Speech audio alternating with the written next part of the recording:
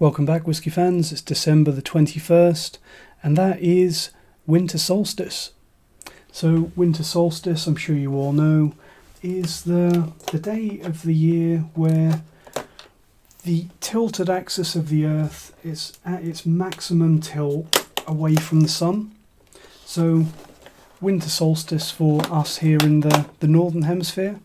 If you're in the southern hemisphere, then this is technically your summer solstice, and if you're on the equator, you probably don't care. But I always think it's interesting when we have our winter solstice. Technically it's our day where we get the longest nighttime and the shortest period of daytime. It means that we've really gone deep into winter, and we've gone so far into winter that it's getting cold and dark, but we've gone so far in that we're coming back out. Things can only get better. So on that note, what whisky have we got today? Label away, break the seal, get some in the glass.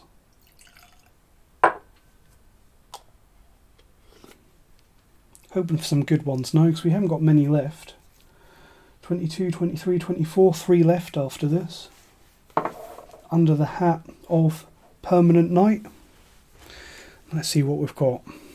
So that looks probably a little bit darker again than the Teeling small batch that we had yesterday. There's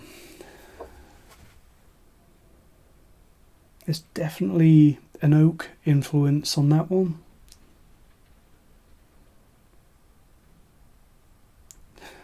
In a way, it's not a million miles away from the Teeling small batch that we had yesterday.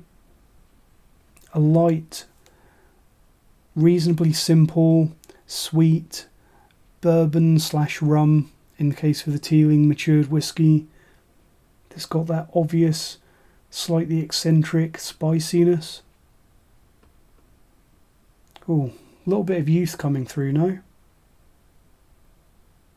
Not sure about that. Sweet caramel, honey, oak spice, gingery, sawn oak, but youth, starchy, pasta, wholemeal pasta is what I was trying to say there. That starchy note that you get when you're boiling pasta, or the smell of the water that runs off the pasta that you've just cooked, that starchiness. It's always something that I associate with a young whisky, and I'm getting a little bit of that on this. Definitely oaky though. A little bit of a licorice root note, which again is coming through from that oak spice.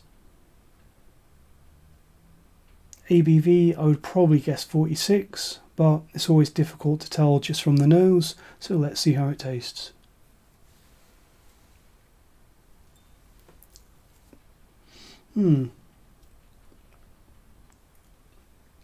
It's definitely got some body and presence to it. I'm going to go with 46 on the ABV. Getting lots more of that oak spice, a little bit of the honey and caramel, but it's really taking a back seat. It's all about that fresh oak, possibly virgin oak, possibly bourbon.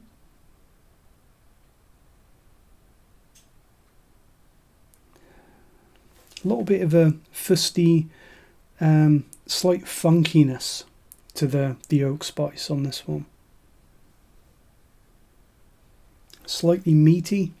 As for the finish, sweet, honeyed caramel, but really all about the fresh oak spice, freshly sawn oak, that kind of thing. I must admit that this is not my kind of whisky. It's not the kind of thing that I would buy, but for a one-off dram out of the Advent calendar, I enjoy it. And that's the great thing about these Advent calendars. Whether they're good value or not, you're getting someone to hand-pick and curate a selection of whisky for you that you can have day by day, and especially if you do it blind and take your time with it, it can be really rewarding. So let's see what we've got on December the 21st. So it's a single malt whisky at 48%.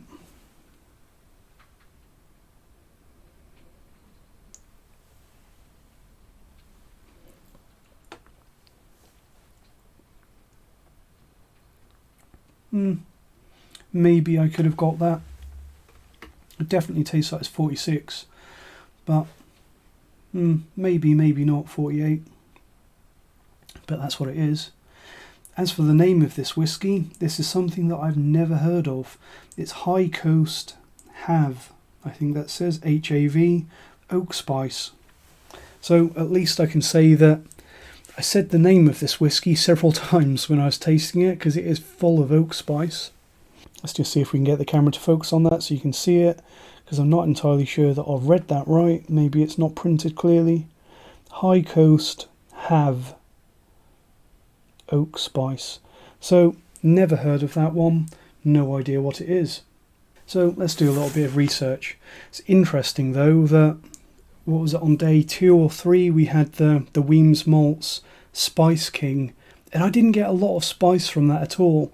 What I got from the Weems Malt Spice King was a fantastic blended malt whiskey. I really like that stuff, and I think that stands a good chance of being the best whiskey of the Advent calendar this year. Whereas this one is called Oak Spice, or it appears to be, and it is absolutely full of oak spice.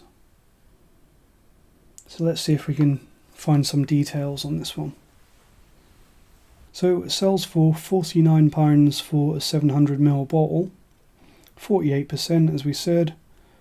It looks kind of like this. Nice presentation, looks a lot like Filey Bay. So part of High Coast's Origin series, Have, which translates to sea in Swedish, so yeah, my Swedish is not that good, is a slightly peated single malt. Well, I did say that there's a slight fustiness, a slight musty, funky quality to it, which is obviously coming through from that peat. I didn't obviously see it as peatiness, but in hindsight, yeah, that's probably what I was picking up on. So it's 20% peated and 80% non-peated whiskey, and was matured in both Hungarian and Swedish oak casks, as well as bourbon barrels. So yeah, apparently this stuff is Swedish whiskey. And full credit to them. I did not even consider that this wasn't Scotch, really. If anything, I think I was in the early stages leading towards this, maybe it's a bourbon, because of the amount of fresh oak and oak spice on this one. But apparently this is from a Swedish distillery, which I'll hold my hands up and admit that I'd never heard of, called High Coast. And this is a single malt produced by them over in Sweden. So very impressed that compared to Mackmyra, this is much closer to a Scotch or apparently bourbon style. It's probably more mature than most of the releases that I've had from Mackmyra. So yeah, definitely a well-made, high-quality spirit, and an interesting one. Let me know what you thought about this if you've had it, and I'll see you tomorrow. Thanks for watching, and cheers.